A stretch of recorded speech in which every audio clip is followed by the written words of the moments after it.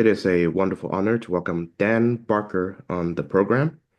He is the co-president of the Freedom from Religion Foundation with his wife, Annie Laurie Gaylor. I should also mention that he is a former Christian minister, or he was a Christian minister. We're here to discuss his new book, a short, concise, and very interesting volume, simply titled Contraduction. That's not a misspelling or mispronunciation. It's spelled that way, contraduction. So I suppose for those who are watching us on video, you are welcome to hold up the cover of the book just to prove my point, I suppose. Can you see it there? Of course. Welcome to the show, Dan. Yeah, some people think, because on the typewriter, on the keyboard, the I and the U are right next to each other. Hmm. So it'd be easy to make. In fact, some people have misspelled contradiction with a U, but this is deliberate. Hmm. Yes. I'm always interested in the religiosity or lack thereof of my guests who discuss religious matters. So I suppose how did you become from a Christian minister to a former Christian minister? Oh, that's a long story. So I have a book called Godless that explains the whole thing. Contraduction is my 11th book, I think, and I've got another one coming. But Godless was written back in 2008. It was published, and it tells how I started out in a Christian family, and I loved it. We were evangelical born agains, and for a while, my dad was like a lay preacher, and we went to churches and we performed and sang, and I played the piano, and we loved Jesus and we loved God, and we respected the Bible, and we thought Jesus was coming again any minute, in 1965 and 1962, any minute Jesus is coming again. Are you ready? So I loved it. I thought I was called when I was 15. I accepted what I was convinced was a call to the ministry because what's more important, of some future career and whatever, or work or living your life for Jesus. I started preaching right then. I started preaching down in Mexico too. Eventually, I went to Azusa Pacific College. It's a university now, and got a degree in religion.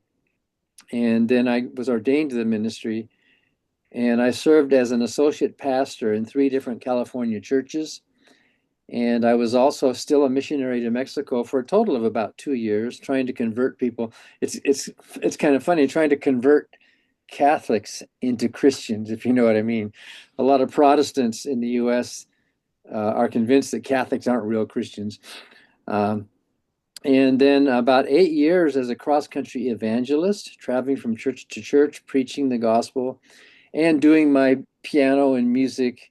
I was a songwriter, and I was published by a number of Christian publishers. Manna Music published two of my musicals, which, by the way, they're still selling. I'm still getting royalties even today from that, and and I loved it. I thought it was the perfect life, the perfect calling.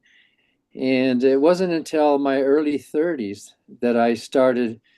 I didn't have doubts. I didn't. It's not like, oh, I have some doubts. It was just that I was hungry for more information and I wanted to read more. I used to preach that evolution was a lie, and I thought, well, you know what? I should read up on evolution to know what I'm preaching about. Same thing with humanism. I used to preach humanism is evil, it's anti-God, and I thought, well, if I'm going to preach it better, I should learn something. So that started me learning, and it wasn't like one day I just got fed up and said, "Oh, I'm not a Christian anymore. I'm an atheist."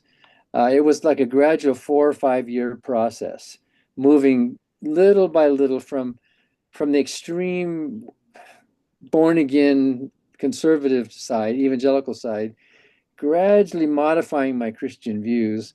And as a Christian songwriter, of course, I was traveling all over and I was meeting Christians from all different varieties, realizing there is not one Christianity.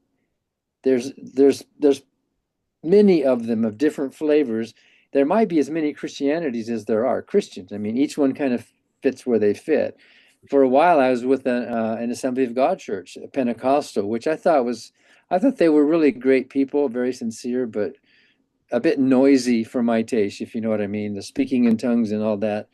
And then as I got more of a moderate type Christian after a few years of reading and studying science and philosophy and theology, and my sermons started changing. I used to preach about heaven and hell, and if you die right now, are you going to go to be with Jesus?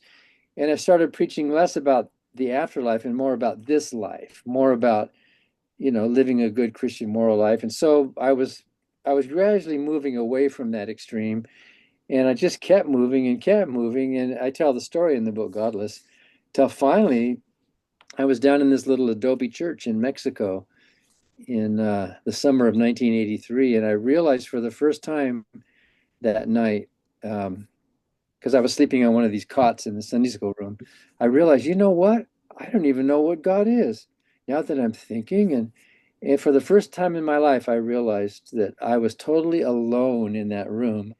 There were no angels or demons or principalities or powers or gods or spiritual eyeballs. I just realized I was a biological organism in a natural environment, and that's all there is. And I didn't even know the word atheist at that time. I didn't even like the word atheist, but as a description, I think that's the moment when I realized that I could not believe in this God anymore. And for a lot of reasons, uh, there's no really good evidence, and people were telling me about all these miracles. Here's a miracle. So I checked it out. It turns out it wasn't a miracle. Somebody else said, well, here's a miracle that proves God. So I checked it out, and it turns out it wasn't a miracle. It was a mistake. And yet believers are so eager. And then there's no good argument for a God. The first cause and the design arguments and the moral arguments and even some esoteric ones like the ontological arguments. Uh, None of them are good arguments. Most of them are begging the question. Um, and then I realized, well, there's not even a definition of a God. Everybody has a different definition, and they all disagree with each other, even though the Bible says you should all be of one mind and let there be no disagreement among you. Well, can you think of a religion that has more disagreement than Christianity? They fight with each other. They've killed each other. In fact, the heretics in Europe that were being killed, they were not non-believers. They were just different flavors of Christians because they didn't have the exact same view on the Trinity, let's say, or whatever. And then I realized there's the problem of evil, of course, is a big problem. And then I realized there's no need. There's actually no need to believe in a God. Hundreds of millions of people on this planet live happy, productive, moral, charitable, meaningful, purposeful, hopeful lives without believing in a supernatural world. And so that all of those things kind of added up together, and I realized, I dumped out all the bathwater, and I found out, hey, there's no baby there. There's just us human beings. And since then, life has been much more fulfilling, much more, let's say, joyful, and even hopeful as a non-believer. So the book is titled Godless: How an Evangelical Preacher Became One of America's Leading Atheists. So I believe it got rave reviews, especially from one Professor Richard Dawkins.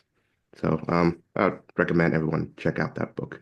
And my favorite blurb is from Oliver Sacks. If you know Oliver Sacks, he really loved the book and wrote a nice blurb for it too. He's dead now, but he was such a sweet guy. Mhm. I should mention also that I'm Catholic, so I understand, the frustrations that many American Catholics feel when Protestants do not consider them Christian. But Yeah. so without turning this into a typical Christian versus atheist debate, now I'd like to ask, how would you fill in the blank to the statement, I believe blank? Well, the word believe can be taken many, many different ways. And if you're talking about believe in the sense of faith, like having faith, then I really don't believe anything because um, if the only way you can accept the truth of a claim is by faith, you're admitting that that claim cannot be accepted on its own merits. So in that sense of the word belief, I would say I believe nothing. But there's another use of the word belief, and that's how most philosophers define knowledge as justified true belief. In a sense, every thought in our head is a belief, if you think about it, everything. And yet, is it true or not? It's justified to be true, and we hold on to it. So I believe that this chair I'm sitting on is going to continue holding me up through this interview. I don't know if that's true. It might not be true, but based on past experiences, I am justified in continuing with that. Let's say belief with a lowercase b rather than an uppercase b. So when my dad was alive, I believed that my dad was a man of good character, and from everything I knew. But I might have been wrong. He might have been a secret serial killer. Who knows? But from what I knew of him, I would go with the preponderance of evidence. And I wouldn't say that my belief is 100%. No belief is 100%. But I would say, 90, 95, 97. I think in science, they take around 98 confidence level. And then what you do is you round it off, admitting that you might be wrong. So, if you want some lowercase b beliefs, I believe that we are natural organisms in a natural environment, and that's all there is. I do not believe that there's a supernatural world, and I gave some evidences for that. I'm optimistic, so I believe that there's hope for the future, even though our world has a lot of problems.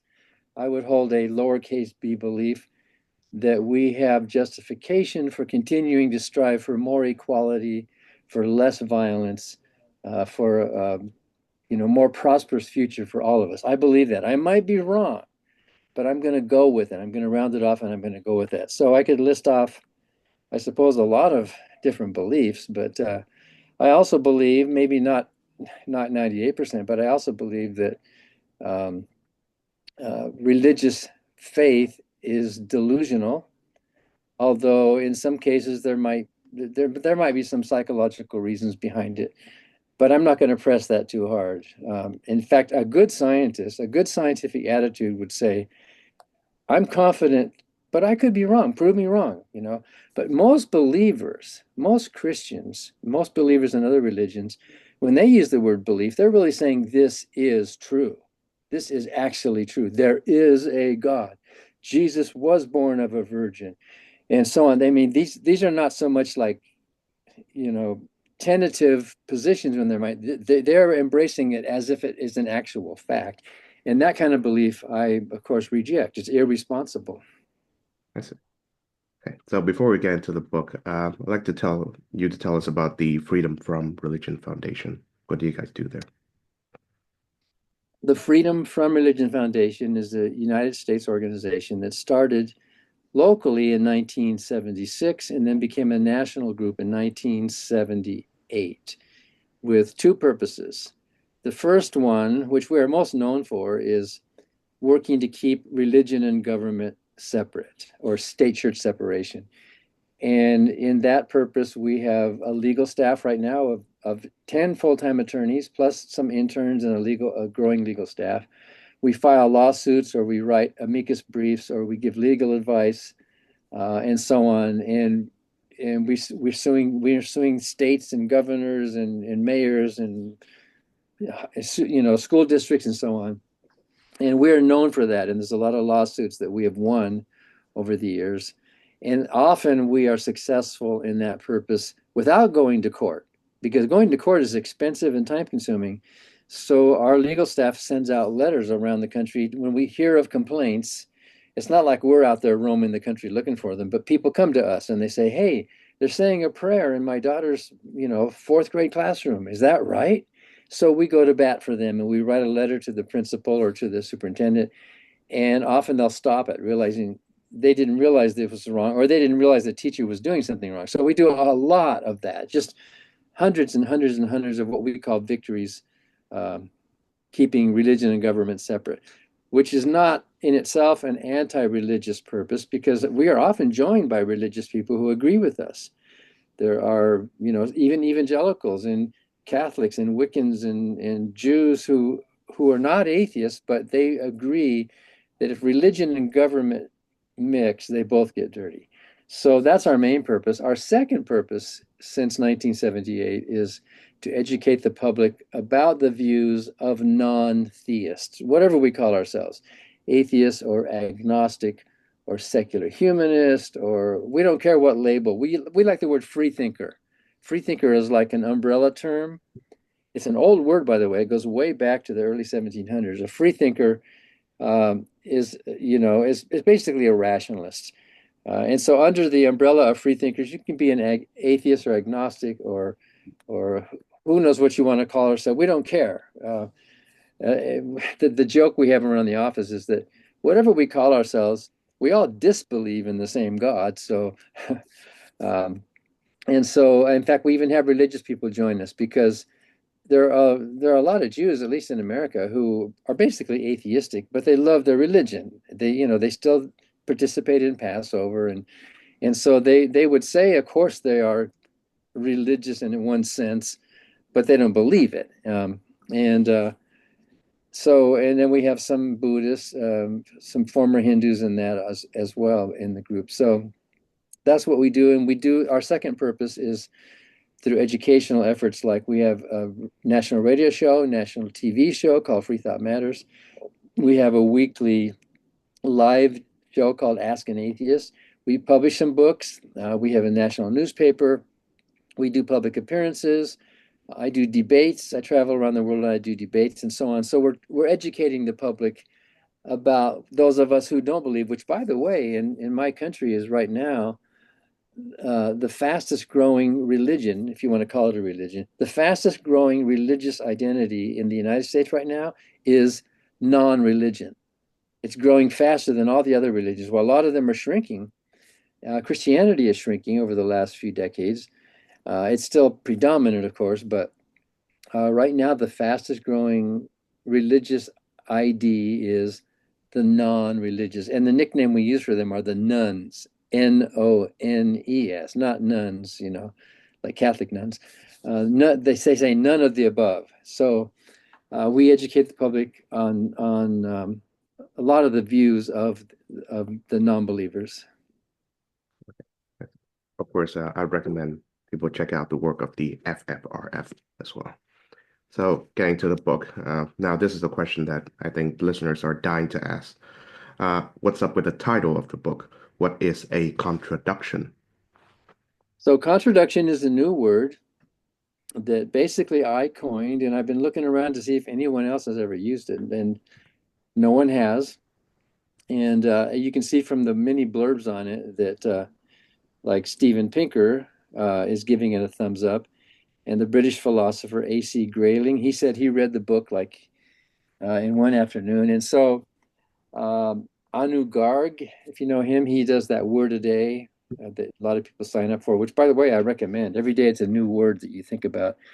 He's giving a thumbs up. He thinks the new word contraduction should be in the dictionary someday, and maybe if enough people use it. So what is contraduction? Contraduction is a 180-degree reversal of reality.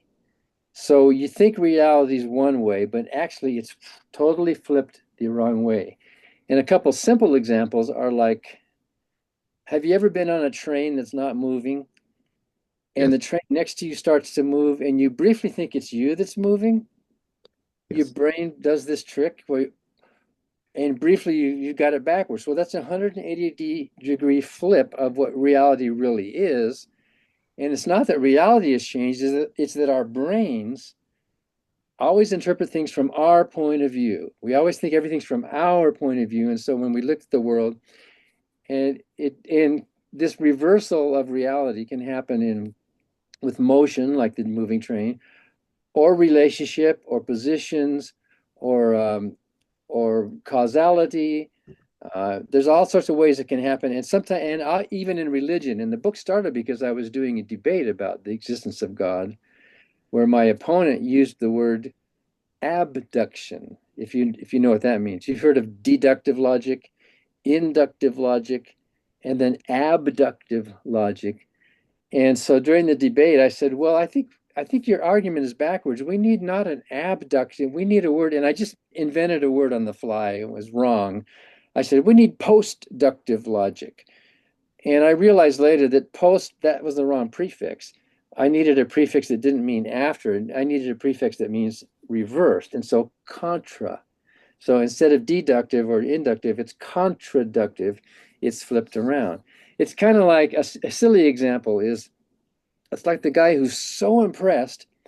How did they make all those rivers to flow right along the state border? How did they do that? It must have been a huge, expensive civic project to get those rivers to flow perfectly fine-tuned right along the border. Well, that's silly, right? Because we know the rivers came first and then the borders came later. But if and that would be an example of contradiction. You got it totally flipped around. And an example of a very powerful ancient contradiction is the sunrise. From our point of view, we think the sun is rising. But actually, that's 180-degree wrong. It's not the sun that's rising, it's we who are rising. So we call it the sunrise because in our ancient times, we thought the earth was flat and immobile. The earth was the center of everything.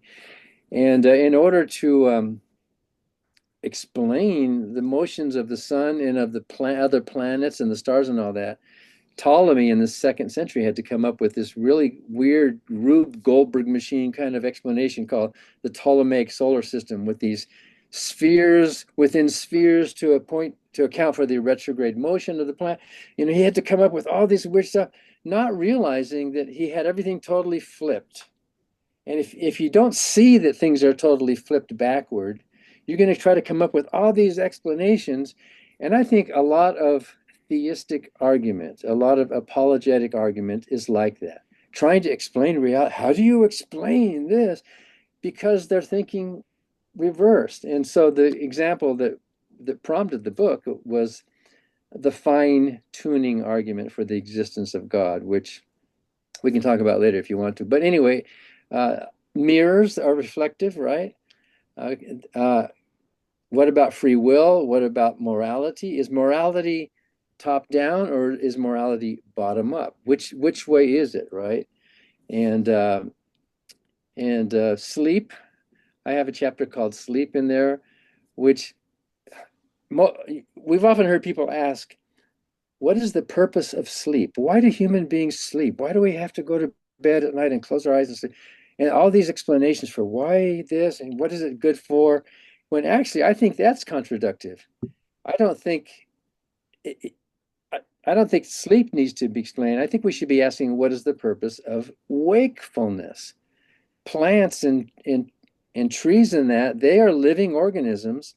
We never ask if they're asleep or not because they don't have consciousness to wake up. So instead of assuming that wakefulness is the default, that sleep has to be explained, let's assume that sleep is the default. That's the natural, normal state. And wakefulness, this professor in California, Matthew Walker, wrote a book called Why We Sleep. And he said basically, wakefulness is low-level brain damage. The longer you're awake, the the less functional you are. If you've been awake real, I mean, you can. It's like it almost is like brain damage, and it's because it's sleep is not the being awake is not the default. Being awake is a deviation from the default. Basically, have you ever been awakened from a deep sleep and you regretted that? We just love sleep. And I think that's an example of contradictive thinking, of trying to explain things from one point of view and another. So, I see. Yeah. Well, I certainly hope that the word become more common in the English lexicon. When I think about how you explain contraduction, using it. yes, when I think about the word, I think about silly examples or statements like noses are made for glasses or feet are made for socks, something like that. But your book tackles something much more profound, namely the common theistic arguments for the existence of a monotheistic transcendental God.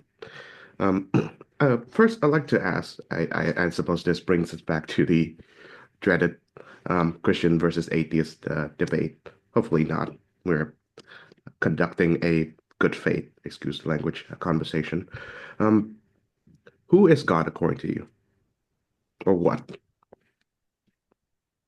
Well, that'd be like asking, who is Ganesh? You know Ganesh, The the, Hindu deity, I suppose. the Hindu deity with the head of an elephant, right? Mhm. Well, I could say, well, who is Ganesh? Ganesh is a Hindu deity with the head of an elephant, right?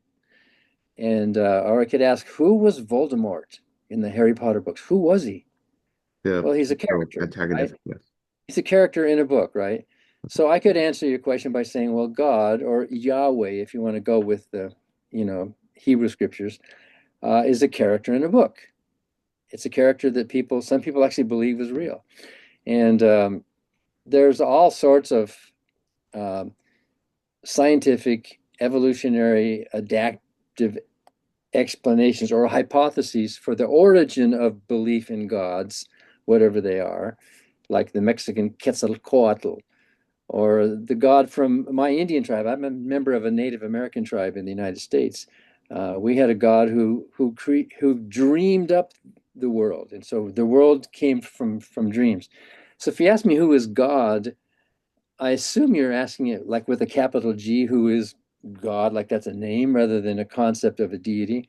Um, God is whatever this ultimate supreme being is in the particular religion in which you happen to live. So, and if you're asking me as a non-believer who is God, I would say, well, God is a myth. God's a delusion. God's an idea. It might be a very useful idea. Some delusions can be useful to our species. They can bring cohesion and community, and they can maybe install a moral system. So it's not necessarily that the delusion is always bad. I remember when I was in India on New Year's Day in 2023. Amitabh Pal and I went. He's our director of communications, and we were going to a festival to celebrate the two of these old centenarian. One was 99 and one was 100. Freedom fighters from the early, freedom fighters from India. They're still alive, and we were being driven there, but there was these huge lines of people in the street blocking everything. And I asked Amitabh, "What is this? What's hindering our traffic?" And he said, well, there's the temple to Ganesh just right here next to where we're going. And all these people were standing in line for hours and hours, intelligent people, good people, devoting their lives to this worship of this God with an elephant head. And I'm thinking, well, why? And then there's these other people who are there's Christians in India, worshiping a God who was born of a virgin. And, you know, with this Bible with a talking snake, and your own religion seems natural to you, doesn't it? But when you look at other people's religions, you think, well, how nutty can that be? So that's looking at it from your own point of view and not getting outside of yourself to turn around. So who is God?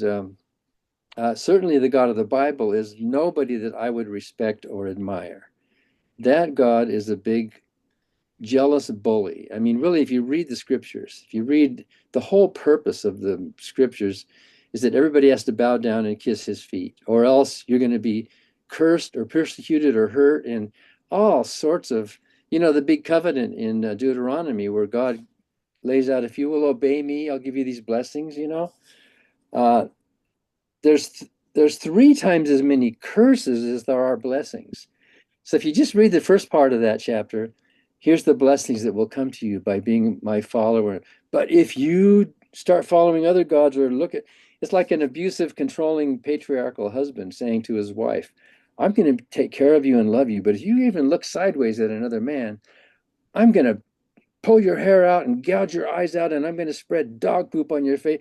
And I'm not making that up. That's what the Bible says. And this God in the Bible is just this huge, insecure, megalomaniacal bully who just wants everybody to pay attention to him or else. And, even if that God did exist, even if somebody could prove to me, yep, that God does exist, it doesn't mean that if I believe in him, I would necessarily like the guy. You know what I mean? He still has to earn my respect before I would say I'm going to worship you. And if he's going to force worship by threatening punishment, well, what kind of worship is that? I mean, how free is that really? That's very small-minded. So there might be some other gods besides the God of the Bible that maybe, I don't know about Krishna. Krishna, of course, was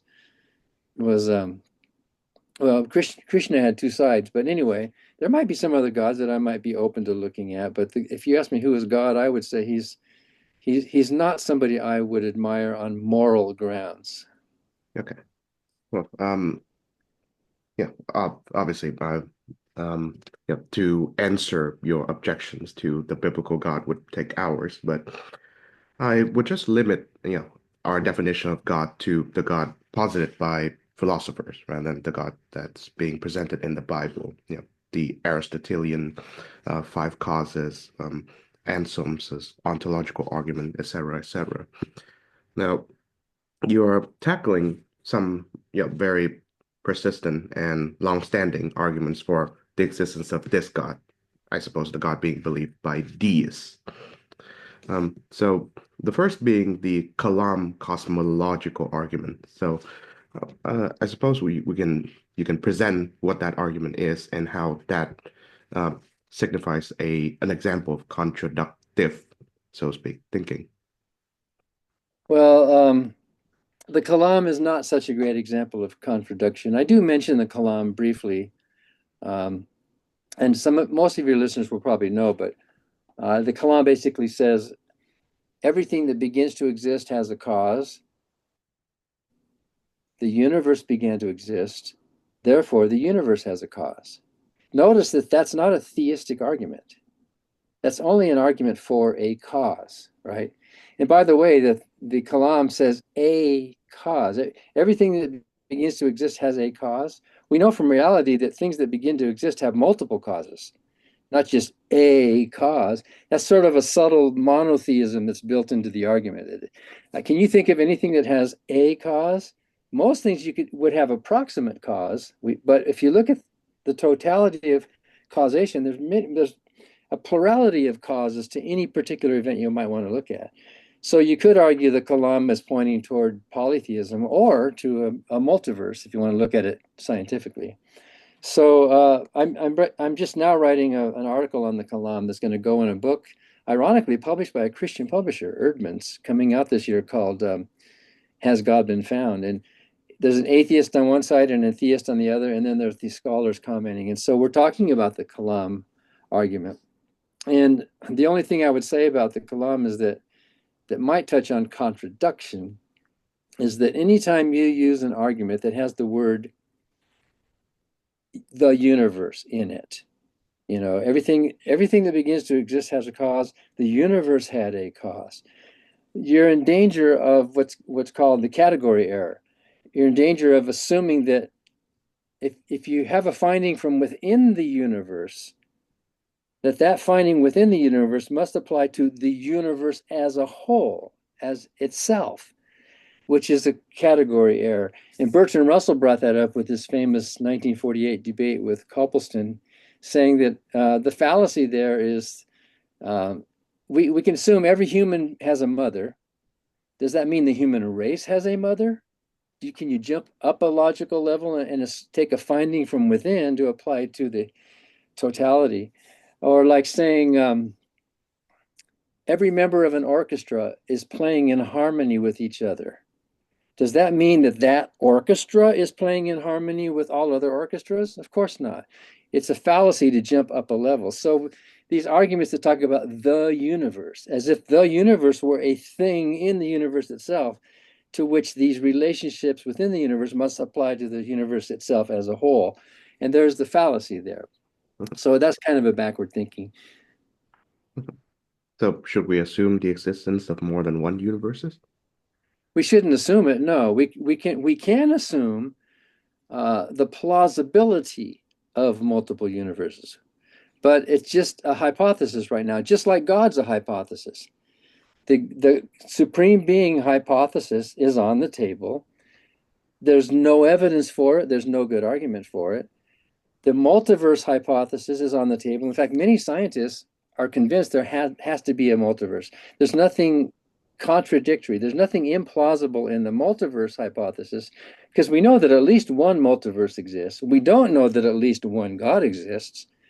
So the existence of a supreme being is less likely than the existence of a multiverse. And of course, the multiverse would theoretically solve the problem of fine tuning.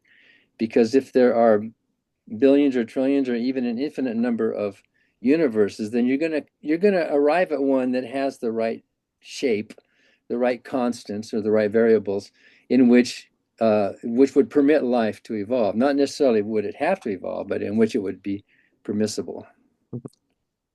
I'm currently reading the great philosophical novel Candide by Voltaire.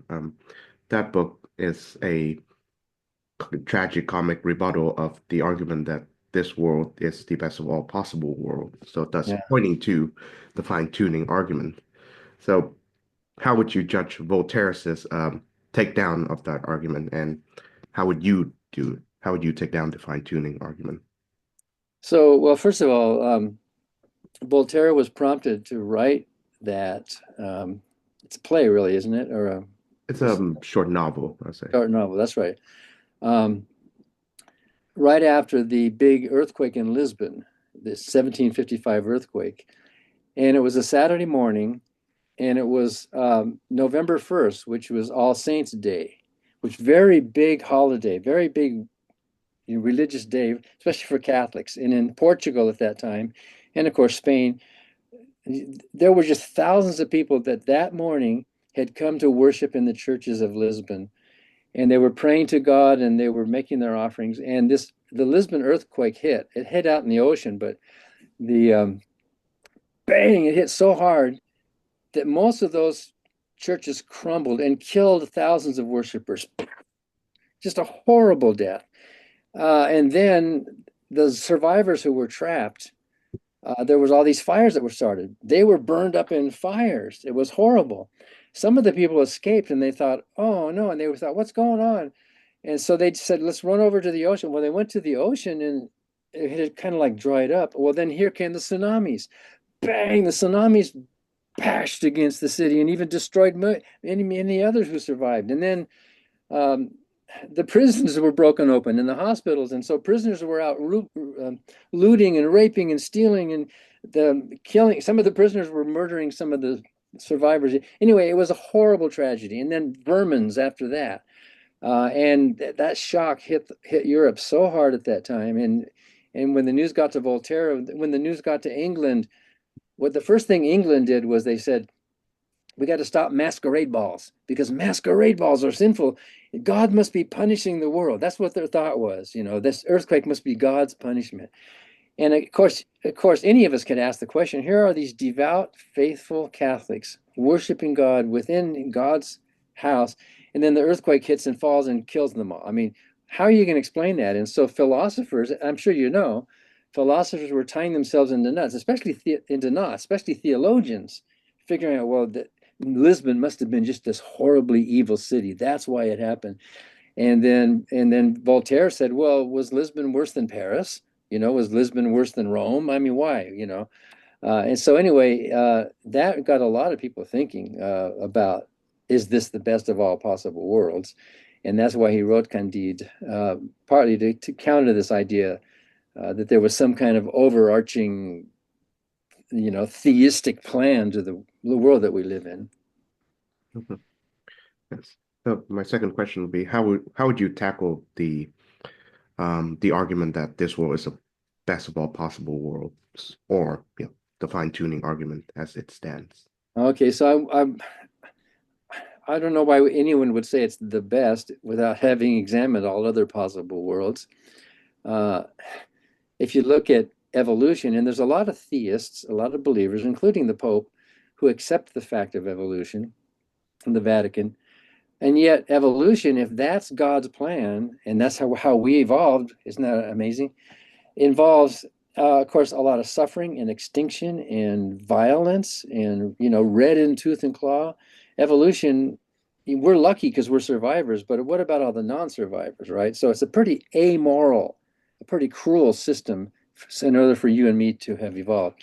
But the fine-tuning argument is basically says, if you look at all of the constants, the scientific physical constants of the universe we live in, and not just the constants, but the ratios and the parameters. like the strength of gravity, the strength of the strong nuclear force, at the cosmological constant, which is almost zero but not quite.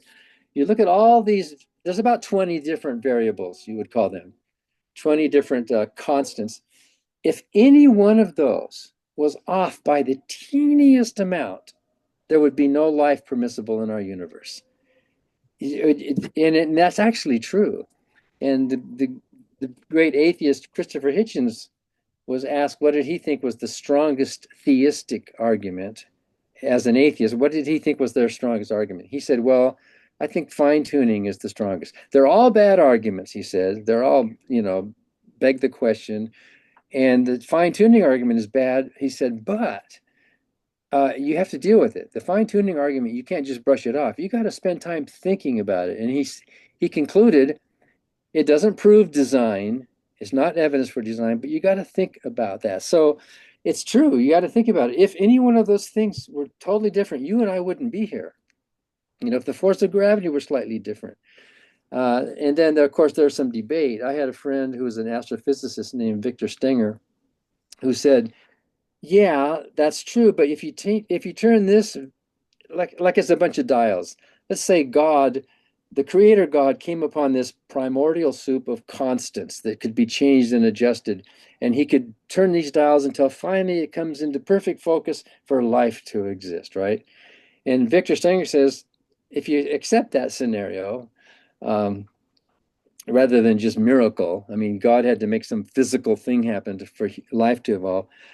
He Victor Stenger says you can turn this variable here and everything's out of focus and life won't permit. However, you could turn this knob over here this way and bring it back into focus for some type of life to exist, not necessarily terrestrial human life. Because, and there's the contradiction. We think everything is measured by us. The universe was aimed at us. Well, so the fine-tuning argument is like that, the basic design argument. We've never observed design without a designer. The universe appears designed, therefore, the universe had a designer. That's basically kind of a simplistic way that design arguments are formulated. And what Stenger says, and what I say in my book, Contraduction, is it's like those rivers and the borders.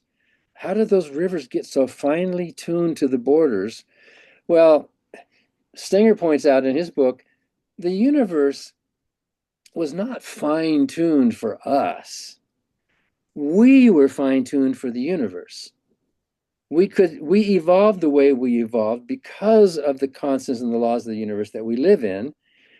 And if they had been different, we would not have evolved. Big deal. If there are multiverses, and I like to think there are, which means that we should be careful to too quickly embrace a hypothesis that we would wish was true, because that can cloud your judgment. But in any event, if there are multiple universes, there would be millions of them in which no life would evolve at all.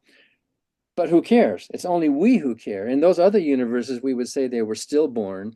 But who's to say that those universes have no value in and of themselves just because we're not in it? It seems kind of arrogant to think all of the cosmos depends on us. And so that's where the contradiction comes. Looking at these constants that we are existing within must have been fine-tuned for us when it's really the other way around, 180 degrees. We could only have evolved into the kind of natural organisms we are in this particular universe in which we live. So that reverses it. And there's a lot more to say about contradiction, but that's sort of the nutshell. Okay. Yes. I think still a popular image of evolution is that diagram where on the left is, an ape-like creature, and slowly it evolves into stages where it stands more erect and it loses more hair, and the final persona is something resembles humans. And I think that is the reason why the most controversial case involving evolution is called the Scopes monkey trial. So what is another image or concept that you have in mind that can, in some ways, deliver evolution from it's more human-centric popular images that we are so accustomed to. Yeah, because what you're saying is that we're looking at it after the fact. We're looking at it this way, and here we are. We assume that it was all aiming at us, right? Any species could say that, by the way. You know, some sea slug at the bottom of the ocean could say that. Cockroaches could say that, who've been around longer than us. Birds have been around a lot longer than all of us. But the by the way, the Scopes trial was 1925, and now we are on the 100th anniversary, 2025. And this July, excuse me, the Freedom from Religion Foundation and Center for Inquiry are having a celebration of the 100th anniversary of the Scopes trial in Tennessee, where it took place. In fact, we helped the sculptor. We paid for the sculptor to erect a statue of uh, Clarence Darrow, who was they called him the attorney for the damned, to go against the statue of William Jennings Bryan, the opponent. The two of them fought each other. So if you're interested, if anybody's interested, there's only room for 250 people, so it's going to fill up fast. But Richard Dawkins will be there with Center for Inquiry, and some great authors and thinkers and scientists and others to celebrate the 100th anniversary of the Scopes trial. But your basic question, uh, you're right. When I was a believer, I had this simplistic idea that evolution was like a ladder. You're going up a rung, up another rung, up another rung, up another, until you finally get from here to all the way up to there. It's like it's a progress that's happening, right? When actually evolution is not a ladder, evolution is like a bush. If you look at a big bushy shrub, you look at the ends of all of them, those are the different species that have evolved, but you can trace them back. Well, this little branch goes to this branch, and this branch goes to that branch, and that branch, and pretty soon you get back to common branches, and pretty soon you get to the trunk of it, or like a tree. And so evolution is not like any one of those ends had to follow this particular ladder path to get to where it is. It's the bushing, and with natural selection, all these species that did exist or could have existed but didn't got pruned out away from it. And what's left are the survivors by natural selection. So if you think of it that way, we see the human species as just one twig at the end of this huge bush, not, not as the goal of evolution. We happen to be one of them. We're close to another twig called chimpanzees, and if you go back on the twigs, you get to a point where the chimpanzees and the humans had a common ancestor. So humans did not evolve from monkeys. Humans and monkeys evolved from a common ancestor. There was a non-human ancestor to our species that was shared by chimpanzees, and then you can keep going back and going all the way back. So um, uh, we're lucky, but that we're here, but every species could say that. Every species can say, boy, we're lucky that we're here because we survived through natural selection. And natural selection this might be contraduction. I used to think evolution was an additive thing. Here we have a simple organism, and then you add more genetics, and then you add more gene, and then pretty soon to keep building up, building up. When actually natural selection is not additive, it's subtractive. Natural selection is killing off, pruning. And whatever survives that pruning, the pruning is natural selection. Whatever happens to survive that and produce more offspring gets to propagate that offspring within that environment. If the environment changes, then all bets are off. That species may or may not survive, and we've seen that happen over the history. So instead of thinking of evolution as adding, you think of it as subtracting, and then what's left. We see that with uh, resistance.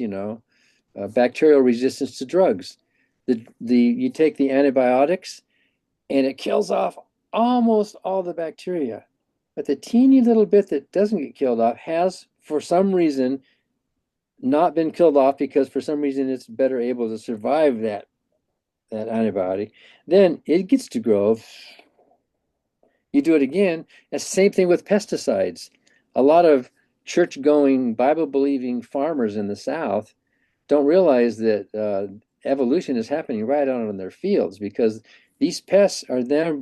developing resistance, it's not that they're developing into themselves, is that the ones that were not resistant were killed off. And if there were any few that happened to have a genetic mutation that gave it an advantage, then they find themselves, wow, I'm in this environment. I get to breed now and grow again.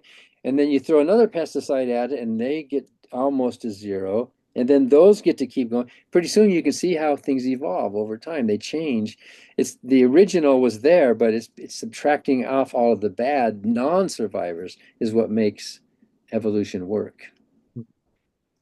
As an aside, so I'm doing my master's thesis on the election of 1896. So I spent a lot Uh, of time with William Jennings Bryan, although not in the period where he was, arguing against Clarence Darrow.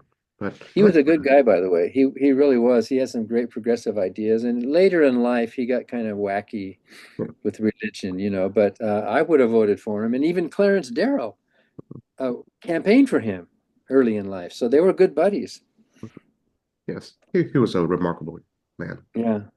So, but since we're talking the Scopes trial, what is the historical significance for it? Why are you, or at least people who are pro-science, so to speak, celebrating its centenary?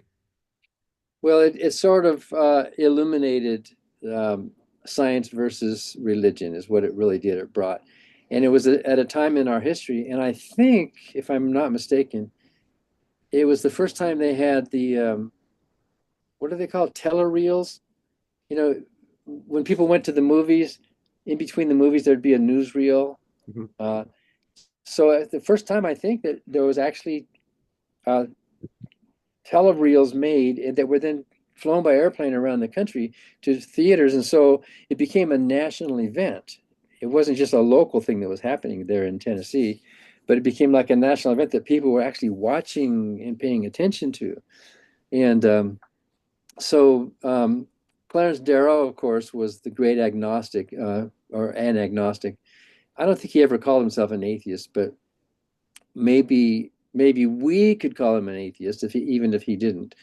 Um, he, it was about teaching evolution in the schools, and the state of Tennessee made a law that you cannot teach evolution in the schools because it's evil, it's wrong, right? Of course, that seems weird, doesn't it? Shouldn't schools be teaching, what science knows? And so that case was really a test case. And by the way, Scopes, the teacher's name was Scopes. That's why it's called the Scopes trial. They basically lost the trial. They lost the case. But as far as public opinion goes, since so many people were interested in science versus religion, the Scopes trial became sort of a spark point for all of what was happening in society. mhm, yes. And of course, it is a event of great historical significance. Yeah. So I'd like to end on this note. You have a chapter in Contraduction on morality and how theists would often think that morality is top down. So there is a lawgiver that uh, I guess presupposes a set of natural laws to us. But you explained that that is in itself a contradiction. So I suppose this is where we should ask, where does morality come from? So um, even asking that question assumes Ooh. that morality has to come from somewhere, Mhm. right? It'd be like asking, um, if there's no God, who pops up the next Kleenex? How does that happen? Well, as soon as you ask the question who, you're assuming that the answer has to be a who, right? So if you ask what's the source of morality, you're assuming that morality has to have a source. Like morality is this big capital M thing, this big mystery. Where's the source of what is it? Uh, and of course, you can say that morality comes from following the orders of the supreme. And in which case, under a dictatorship, morality would be doing what the dictator tells you. That's top down, right? Following the rules, following the orders. Or if you're in the military, following the orders of your commanding officer, no matter what. You don't think for yourself. Don't. You just got to follow the rules. But although, if you start thinking, if every soldier started thinking for themselves rather than following the commander, what would happen? It wouldn't work. So you got to have everybody in lockstep. And there's your source. It's up there above you. And of course, the commanders have their generals who are giving them their instructions or their marching orders, literally. So morality, I have a whole book called Mere Morality, talking about morality. And if morality is top down, then it's not observable. It's just the rules. It's just what the the daddy says. Daddy says do this, so do it. And you don't think why. Of course, when you're little children, you need that. A little child might want to run out in the street, and the mom and daddy say, "Don't run out in the street," and the kid doesn't understand. But eventually, you can explain there's a good reason for that. So, moral values. Now, I differ with some philosophers. I don't think there's such a thing as moral truths. There are true statements about morality, but moral truth as if a truth was a thing. But a moral value is a concept in our head. It's not a thing. It's not something out in the universe that we have to find. Where is it? What are we looking for? And in my thinking, and I think informally, I think in most people's thinking, even in your thinking, um, morality is dealing with the concept of harm. If if you're acting in ways with the intention of lessening harm, overall harm, you are a moral person. And I think if you want to sum up the word morality in one word, it's the word harm. And how would you suppose you're comparing these different religions? Here's a dozen different religions. Which is the best one? Well, what do you mean best? What criteria? You're assuming that there's some criteria above and beyond them by which they can be judged. And I think all of us would say, well, this one's causing less harm and this one's causing more harm. This one has more love and peace in it. Of course, all religions say that.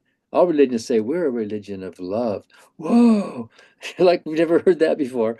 And we're a religion of peace. Whoa, they all say that, of course. Um, so when you're measuring these different religions or whatever, moral philosophies, you're looking at, well, which one results in the least amount of overall harm in the world? And whatever harm can be a lot of things, but harm is natural. Harm is something that affects us in the real world.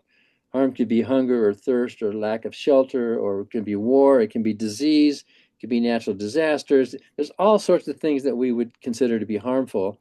And those of us who are working to minimize or hopefully even to eliminate the harm, we would be called by definition moral people because we're trying to make the world less harmful, less violence, more love. So uh, harm, therefore, is measurable. It's not like I just have to follow the orders because I don't know why. My daddy says do this, right? But that's top down. But bottom up, if you take if you take a moral philosophy that involves lessening harm, then you can actually see it. What chemicals should we dump into this river, or what policy should we pursue for the education of our children, or on and on and on. What kind of laws should we have to protect rape victims, or what we're talking about real world measurable consequences that we can look at. So that's bottom up. That's measuring our moral values by what happens in the real world rather than flipping it 180 degrees and measuring it by how well we follow the orders of the lawgiver. So laws, the word law has different meanings. There's natural laws, as if the law of gravity, as if planets are obeying some law. They're not. It's a description. But there are descriptive laws, but then there's prescriptive laws, which the speed limit, for example, is a prescriptive law. There's all sorts of laws that are telling you what you shouldn't do, or else you're going to be punished for that. So just because you have the word law doesn't mean there's a lawgiver. Like in physics, we have, is there a lawgiver? Did somebody write the law that gravity must obey this, inverse square relationship? No, it's a descriptive law. So I think we can say in that chapter morality in my book Contraduction that a better way to be moral is to reverse the top down order system like commandments from a deity, reverse it 180 degrees and say, nope, we're going to do morality bottom up. I think that's a wonderful way to end the show. Thank you very much, Dan Parker, for joining us. It's been a real pleasure. Thank you.